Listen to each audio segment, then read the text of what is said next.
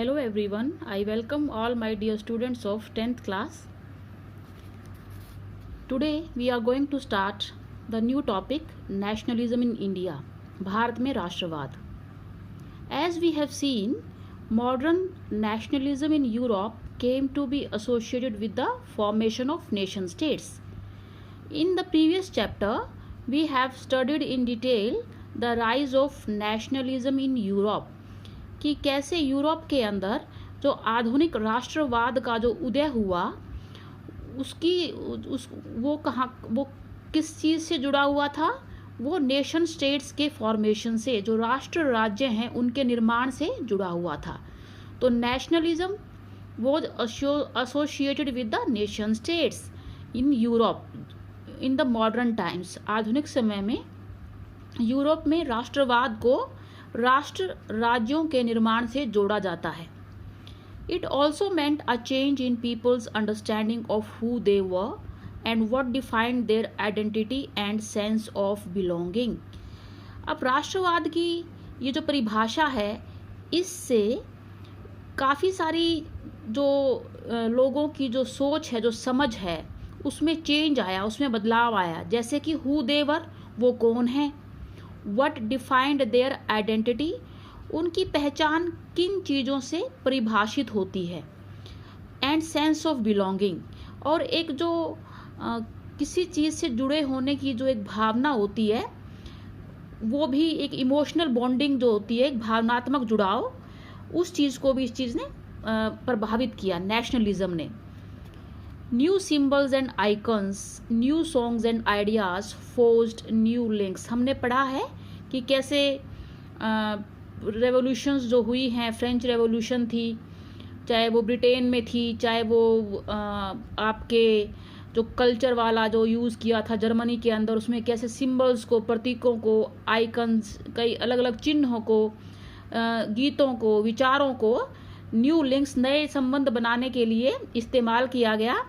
And it also redefined the boundaries of communities, और इस चीज़ ने जो समुदायों की जो एक सीमा होती है उसको फिर से डिफाइन किया, फिर से परिभाषित किया. In most countries the making of this new national identity was a long process. दुनिया के बहुत सारे देशों के अंदर ये जो नई राष्ट्रीय पहचान जो बन रही है, ये एक लंबी प्रक्रिया थी. एक लंबी प्रक्रिया के तहत ये नई राष्ट्रीय पहचान बनी दुनिया के बहुत से देशों में. How did this consciousness emerge in India. ये जो भावना है, ये भारत में किस तरह से उभर कर सामने आई, भारत में इसका विकास कैसे हुआ. In India and as in many other colonies, the growth of modern nationalism is intimately connected to the anti-colonial movement. Bharat में और बाकी दूसरी कॉलोनीज होते हैं बेटा उपनिवेश, बाकी सारे उपनिवेशों में India was a colony of Britain. और 8th क्लास में हमने पूरा डिटेल में पढ़ा है कि कैसे ब्रिटिश ट्रेडिंग कंपनीज ने धीरे धीरे पूरे इंडिया पर पॉलिटिकली, इकोनॉमिकली और कल्चरली कंट्रोल किया, और India became one of the colonies of great Britain. तो भारत में और भारत जैसी दूसरी कॉलोनीज, दूसरे उपनिवेशों में जो मॉडर्न नेशनलिज्म है, जो आधुनिक राष्ट्रवाद है, जो उसकी ग्रोथ, उसका विकास इंटीमेटली कनेक्टेड है, बहुत गहरे तौर से जुड़ा हुआ है. किससे? Anti colonial movement. जो उपनिवेशवाद के खिलाफ जो आंदोलन शुरू हुआ था, उसके साथ जुड़ा हुआ है.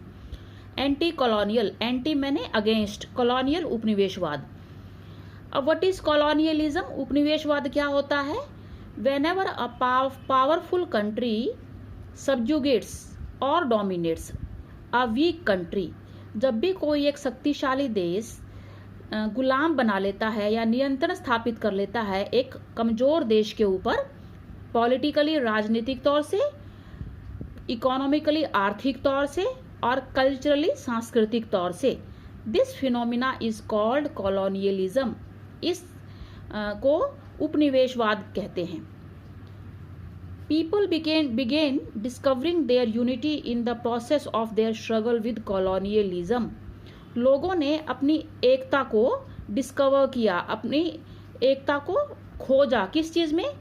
कॉलोनियलिज्म के खिलाफ जो उनका स्ट्रगल था, उपनिवेशवाद के खिलाफ जो मिलकर उन्होंने संघर्ष किया, उस पूरी प्रक्रिया में लोगों ने अपनी यूनिटी को पाया, अपनी एकता को पाया।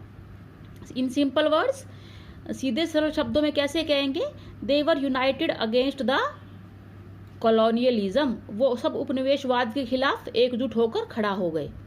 The sense of being oppressed under colonialism provided a shared bond that tied many different groups together. Now जो उपनिवेशवाद जो था वो बहुत ऑप्रेसिव था, बहुत दमनकारी था।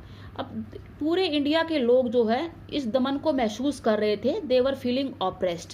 अब इस फीलिंग ऑफ ऑपरेशन ने सबको यूनाइट कर दिया, सबको एकता के सूत्र में बांध दिया, और एक शेयर्ड बॉन्ड, लोगों ने एक सामूहिक जो है बंधन महसूस किया।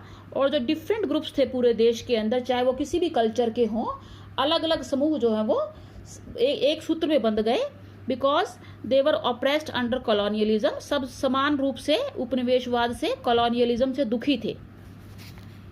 Each class and group felt the effect of colonialism differently. अब उपनिवेशवाद का जो इफेक्ट था, जो प्रभाव था, इंडिया में अलग अलग वर्गों पर, अलग अलग क्लासेस पर और अलग अलग ग्रुप्स पर, अलग अलग समूहों पर डिफरेंटली, अलग अलग तरीके से पड़ा।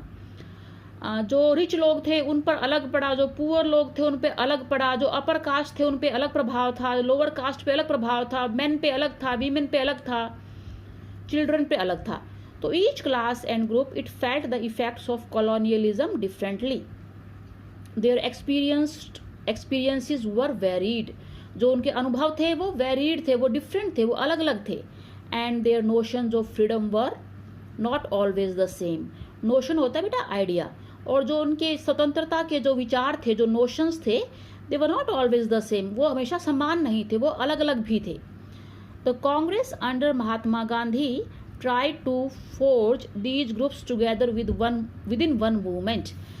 अब पूरा जो कॉलोनियलिज्म के खिलाफ जो स्ट्रगल था, वो एक ऑर्गेनाइजेशन ने उसमें बड़ी अहम भूमिका निभाई थी, वो थी कांग्रेस, जो कि 1885 में स्थापित की गई थी। और एक लीडर थे महात्मा गांधी, जिन्होंने इस मूवमेंट को, पूरे आंदोलन का नेतृत्व किया, और इन सारे ग्रुप्स को एक साथ बांधा इस आंदोलन में महात्मा गांधी के नेतृत्व में कांग्रेस ने। But the unity did not emerge without conflict. लेकिन जो ये एकता थी, बिना किसी वाद विवाद के जो है नहीं थी। इसमें वाद विवाद भी थे, इसमें आपस के मतभेद भी थे। In the earlier text book you have read about the growth of nationalism. अपनी पुरानी पाठ्य पुस्तक में आपने राष्ट्रवाद के उदय के बारे में भी पढ़ा है। In India up to the first decade of the 20th century. Bharat में 20वीं शताब्दी के पहले दशक में हमने राष्ट्रवाद की जो विकास था वो हमने पढ़ा है। In this chapter we will pick up the story from the 1920s। अब इस पाठ में हम 1920 के बाद की जो घटनाएं हैं इंडियन नेशनलिज्म की, भारतीय राष्ट्रवाद की, वो पढ़ेंगे। And study the non cooperation and the civil disobedience movement. और असहयोग आंदोलन और सिविल डिसओबीडियंस, सविनय अवज्ञा आंदोलनों के बारे में हम पढ़ेंगे। We will explore how the Congress sought to develop the national movement. और हम ये भी खोजबीन करेंगे कि कैसे कांग्रेस ने राष्ट्रीय आंदोलन को विकसित किया, डेवलप किया, and how different social groups participated in the movement. और कैसे इंडिया में अलग अलग जो सामाजिक समूह थे, सोशल ग्रुप्स थे, उन्होंने आंदोलन में, स्वतंत्रता संग्राम के जो आंदोलन में भाग लिया। And how nationalism captured the imagination of people. और कैसे राष्ट्रवाद ने लोगों की कल्पना शक्ति को जो है को प्रभावित किया। अब नीचे एक पिक्चर दी गई है। इस पिक्चर में यू कैन सी बहुत सारे लोग जो हैं एक रैली में जा रहे हैं। इसको बोलते हैं बेटा मास प्रोसेशन।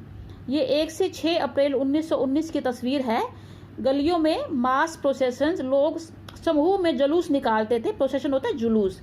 और ये कॉमन फीचर, ये एक आम फीचर बन गया ड्यूरिंग द नेशनल मूवमेंट, राष्ट्रीय आंदोलन का। ये एक बिल्कुल जो है रोजमर्रा का कॉमन फीचर, मतलब ये डेली लोग थे जो प्रोसेशन निकालते थे, जुलूस निकालते थे। सो ये चैप्टर का इंट्रोडक्शन है। नेक्स्ट वीडियो में मैं बताऊंगी आपको कैसे फर्स्ट वर्ल्ड वॉर, खिलाफत और नॉन कॉपरेशन मूवमेंट, पहला विश्व युद्ध, खिलाफत आंदोलन और असहयोग आंदोलन के बारे में पढ़ेंगे। इनके कॉजेज क्या थे और इनका इम्पैक्ट क्या था। Till then you enjoy reading this part of the chapter.